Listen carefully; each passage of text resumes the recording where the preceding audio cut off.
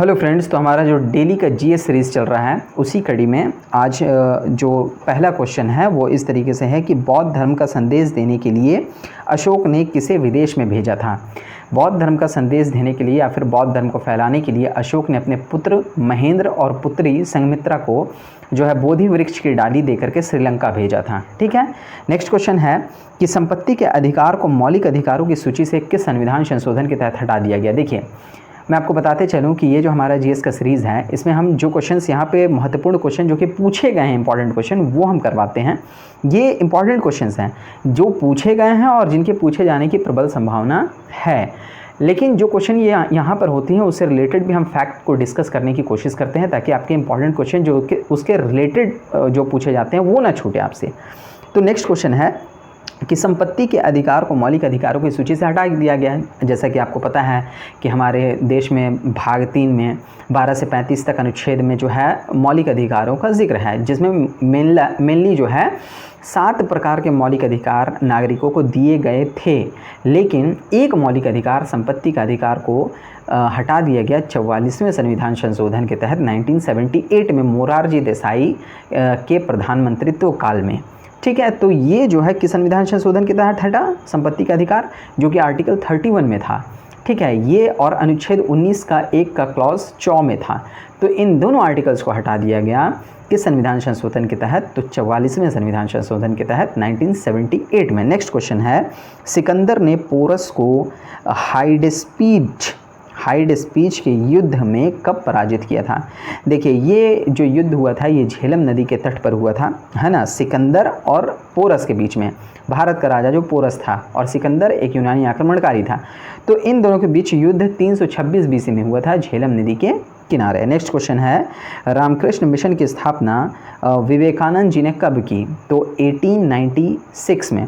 1897 भी कहीं कहीं मैंने देखा है, तो यहाँ पे 1896 है लेकिन 1897 is the exact answer. Okay, next question है कि सैन्य शासन का व्यवहार प्रथम बार भारत में किसने किया था। सैन्य शासन का व्यवहार प्रथम बार भारत में मराठों ने किया था। ठीक है, नेक्स्ट क्वेश्चन है कि संविधान संशोधन के तहत जो है शिक्षा, जो कि एक सूची राज्य सूची का विषय था।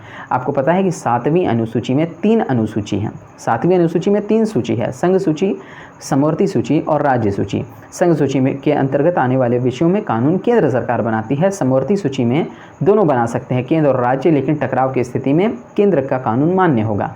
राज्य सूची में राज्य सरकार ही कानून बना सकती है राज्य सूची के विषयों में। तो यहाँ पे पूछा जा रहा है आपसे कि शिक्षा, जो कि पहले राज्य सूची का विषय हुआ करता था, कि संविधान संशोधन के तहत उसे निकाल करके समवर्ती सूची में डाल दिया गया। न केवल शिक्षा को बल्कि शिक्षा, वन्य प्राणी और जीव जंतु, है ना, पर्यावरण, इन सभी चीज़ों को निकाल करके जो है डाल दिया गया समवर्ती सूची में 42वें संविधान संशोधन के तहत इंदिरा गांधी जी के कार्यकाल में। नेक्स्ट क्वेश्चन है, बार। ठीक है, BAR, bar is the unit of which quantity, यानी किस चीज़ को मापने की इकाई बार है। वायुमंडलीय दाब यानी एटमॉस्फेरिक प्रेशर को मापने की इकाई बार है। नेक्स्ट क्वेश्चन है कि अल्ट्रा माइक्रोस्कोप को जो है किसने विकसित किया। अल्ट्रा माइक्रोस्कोप, आपसे सिर्फ अगर माइक्रोस्कोप पूछा जाता है तो Z Janssen, H Janssen answer होता है। Ultra microscope Henry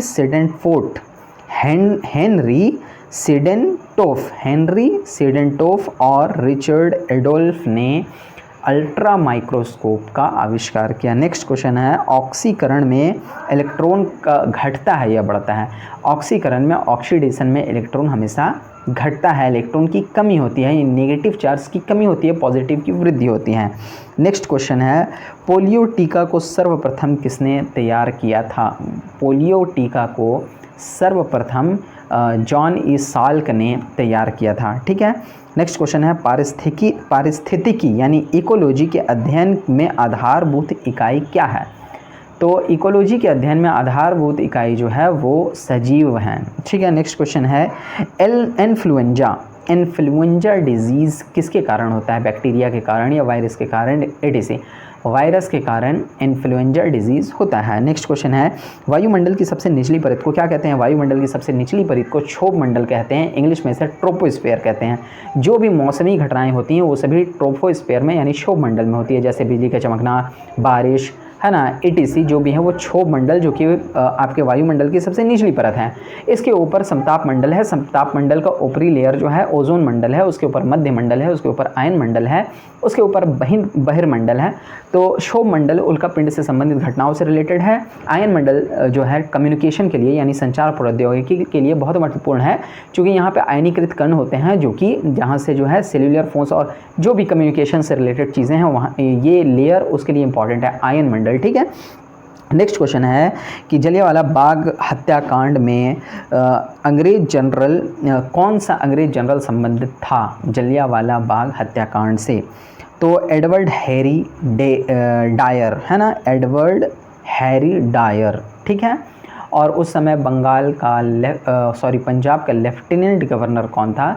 Michael O Dyer था। और उस समय जलियांवाला बाग जो अमृतसर का, वहाँ का कौन था जिसने गोली चलाने का आदेश दिया था? तो जनरल आर डायर था। माइकल ओ डायर ने जनरल आर डायर को गोली चलाने का आदेश दिया था। नेक्स्ट क्वेश्चन है कि रेड क्लिफ रेखा जो है, रेड क्लिफ लाइन, ये किन दो देशों के बीच में है? भारत और पाकिस्तान के बीच में है। ठीक है, इसी तरीके से आपसे अगर पूछा जाए कि मैकमोहन रेखा किन दो देशों के बीच में है? इंडिया चाइना के बीच में है। अगर आपसे पूछा जाए कि डुरंड लाइन किन दो देशों के बीच में है, तो पहले ये भारत और अफ़गानिस्तान के बीच में हुआ करता था जब पाकिस्तान हिंदुस्तान का हिस्सा था। अब ये पाकिस्तान और अफ़गानिस्तान के बीच में है डुरंड लाइन। नेक्स्ट क्वेश्चन इसी तरीके से और भी रिलेटेड इससे हैं, जैसे रेड क्लिफ लाइन हो गया, LOC line of actual control, ये जो है ये भारत और पाकिस्तान के बीच में है। और क्वेश्चन है कि जोग या गरसोप्पा जलप्रपात किस नदी पर है? शरावती नदी पर है, कर्नाटक में है। नेक्स्ट क्वेश्चन है, लोक नृत्य डांडिया रास किस स्टेट से रिलेटेड है? गुजरात से रिलेटेड है डांडिया रास। गरासिया सहारिया भी जो है गुजरात से रिलेटेड है। यहाँ तक कि कालीबेलिया, ये इंपॉर्टेंट क्वेश्चन एनटीपीसी में पूछा गया था, कालीबेलिया भी गुजरात से रिलेटेड है, राजस्थान से रिलेटेड है। लेकिन ये जो डांडिया है ये गुजरात से रिलेटेड है। ठीक है, और सहारिया गरासिया ये राजस्थान से रिलेटेड है, कालीबेलिया भी राजस्थान से रिलेटेड है, लेकिन डांडिया गुजरात से रिलेटेड है। ठीक है, नेक्स्ट क्वेश्चन है, दादा साहेब पुरस्कार, दादा साहेब अवार्ड किस क्षेत्र में दिया जाता है? दादा साहब फाल्के अवार्ड किस क्षेत्र में दिया जाता है? तो ये सिनेमा के क्षेत्र में दिया जाता है। ठीक है, सिनेमा के क्षेत्र में दिया जाने वाला सबसे ऊंचा पुरस्कार दादा साहेब फाल्के अवार्ड है। नेक्स्ट क्वेश्चन है कि प्रसिद्ध चार मीनार कहाँ पर है? चार मीनार हैदराबाद में है। ठीक है, नेक्स्ट क्वेश्चन है, दिल्ली की जामा मस्जिद को किसने बनवाया था? खुर्रम ने बनवाया था, जो कि जहांगीर का बेटा था, और इसी को शाहजहां के नाम से जाना जाता था उस समय। नेक्स्ट क्वेश्चन है कि सांभर झील कैसी झील है? ये नमकीन झील है, और खारे पानी की सबसे बड़ी झील भी सांभर झील ही है जो कि राजस्थान में है।